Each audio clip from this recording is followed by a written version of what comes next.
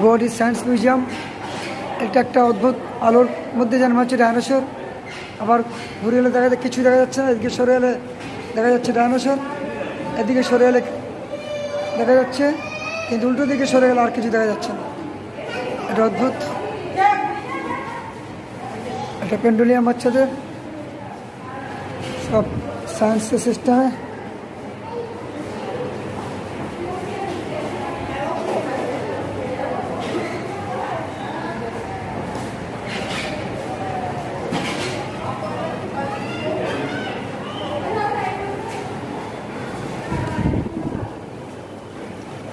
Guwahati science museum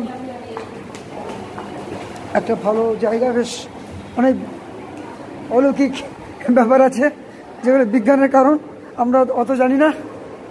এই পেন্ডুলিয়াম আত্মা থেকে দোলে চলেছে।